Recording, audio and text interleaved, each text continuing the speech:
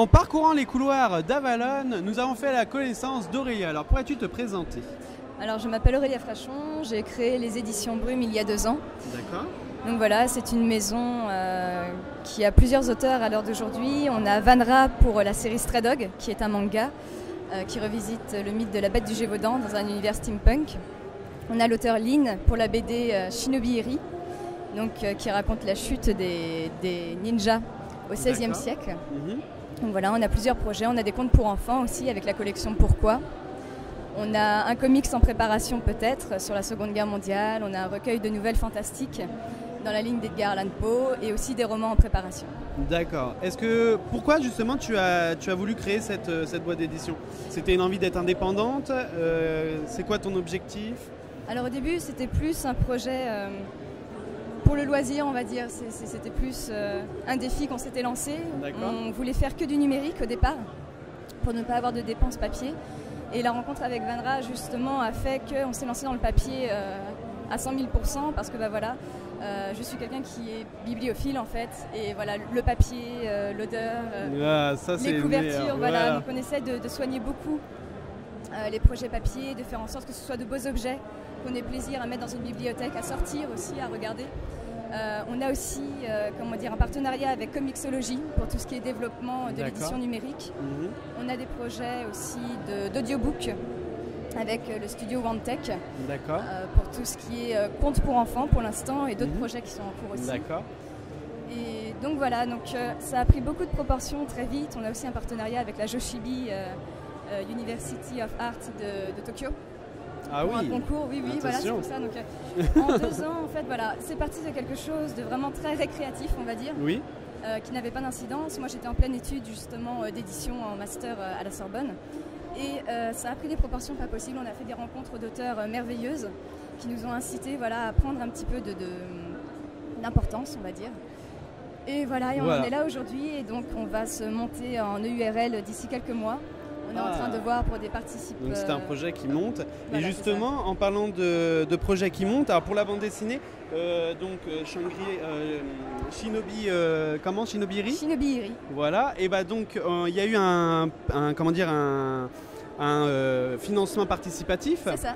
Et il y a eu quand même un engouement assez inattendu. Qu'est-ce que tu en penses et est-ce que tu t'y attendais justement? Alors pas du tout, justement au début. Alors Lynn est aussi elle est illustratrice et auteure. Il était prévu qu'elle fasse la colorisation et au final, alors c'était son premier grand projet, on va dire, elle en a d'autres. Mais voilà, c'était la première fois que quelque chose de très très concret se faisait et elle a dit voilà, je préférais être secondée sur cette aventure. Donc on a fait appel à Marina Duclos pour la colorisation, qui fait aussi Princesse Sarah pour Soleil.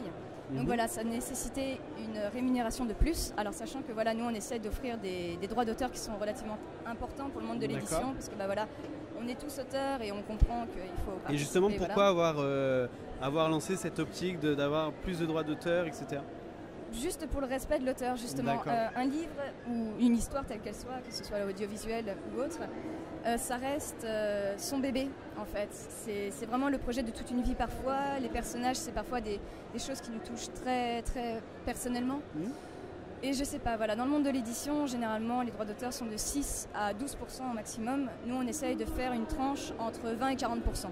Donc du coup, c'est un peu plus difficile au niveau de la boîte d'édition. Voilà, au niveau des c'est un véritable challenge. C'est ça. C'est viable, ça reste viable, mais voilà, on n'a pas de diffuseur, ou alors on a plusieurs petits contrats de diffusion avec pas mal de partenaires. On travaille beaucoup avec les libraires aussi directement. Mais voilà, ça nécessite des sacrifices de notre côté parce que voilà, les marges ne sont pas immenses. On essaie de faire des prix abordables aussi parce que le public, ça reste notre premier cœur de cible, bien évidemment. Donc voilà, le but n'est pas de les paupériser. Et oui, c'était normal, voilà. D'accord. Et ce projet Ulule, justement, donc c'était pour payer la coloriste et pouvoir permettre aussi de lancer une impression un peu plus importante. Donc on a demandé 4 000 € en se disant, voilà, on tente le tout pour le tout. Et au final, on a eu plus de 6 000 € qui nous ont été versés très très rapidement parce que la campagne ne durait que quelques semaines, un mois. Bien sûr. Et en fait, voilà, il y a eu la communauté FURS qui nous a beaucoup soutenus parce que voilà, c'est un projet qui leur parle, qui permet aussi de se reconnaître aussi peut-être. Est-ce qu'on peut avoir un petit teasing de l'actualité qui risque d'arriver pour les éditions Brume? Alors les éditions Brume, alors pour l'instant, donc on vient de sortir le tome 2 de Stray Dog.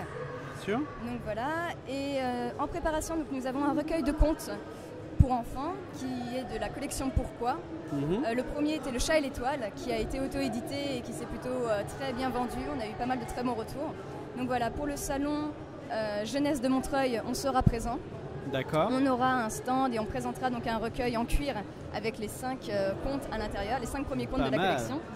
Et sinon, on sera présent à la Japan Expo, bien évidemment. D'accord. Donc on présentera tout le catalogue, on aura des goodies et tout ça. D'accord. Est-ce que tu as une dernière chose à dire pour les internautes de Son Up? Merci beaucoup.